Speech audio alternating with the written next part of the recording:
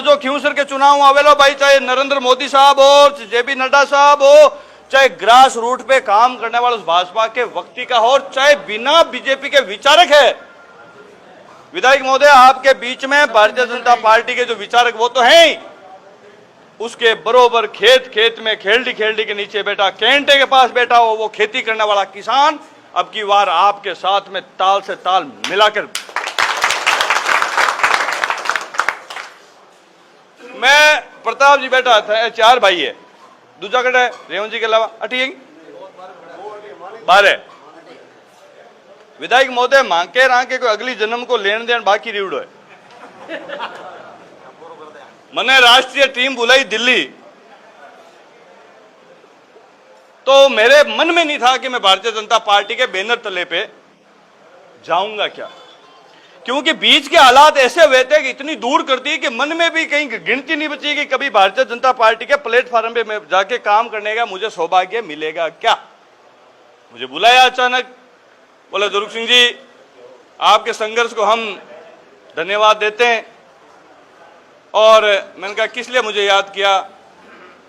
बोले इस सपने को पूरा करना है, आपने इस सपने को पूरा करने के लिए पहला वक्त है, हमने वहां सर्वे करवाया है कि चाहे भारतीय जनता पार्टी ने गठबंधन कर लिया हो, चाहे कांग्रेस पार्टी ने कर लिया हो, लेकिन उस अनीति और अहंकार के खिलाफ एक ही खींवसर में कोई व्यक्ति नजर आया तो वो दुर्ग सिंह चौहान, इसलिए आज आपको बुलाया।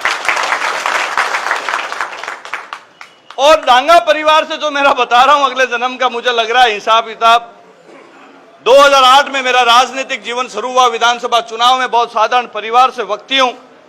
उस चुनाव में विधायक महोदय मेरे आधे रिश्तेदार भी मेरे साथ नहीं थे। सगना के दिमाग में टेंशन नहीं, 2-2.5 हजार वोट लाए, घर खराब करे, अटकट बिना पार्टियां चुनाव लड़ी है।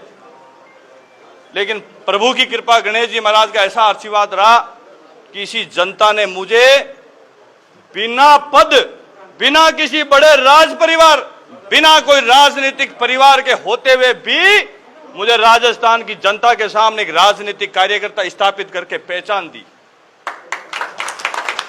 और मैंने उसी चुनाव में मेरा जीवन खींवसर की जनता को समर्पित कर दिया था। इसलिए मैं बार बार इस अनीति के खिलाफ लड़ रहा हूं कि मेरा जीवन चाहे जीतूं या हारूं, खींवसर की गरीब कमजोर तबके और किसान के लिए मेरा होगा। निरंतर 19 साल से लड़ता हुआ आज आपने मुझे बुला के यहाँ जो स्वागत और मान सम्मान किया।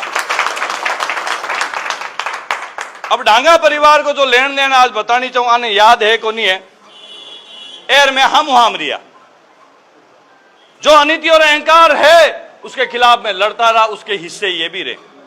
लेकिन 2008 के बाद 2009 का जो सरपंच का चुनाव आया तो रेवंत जी के मां के कोई जान पहचान को नहीं।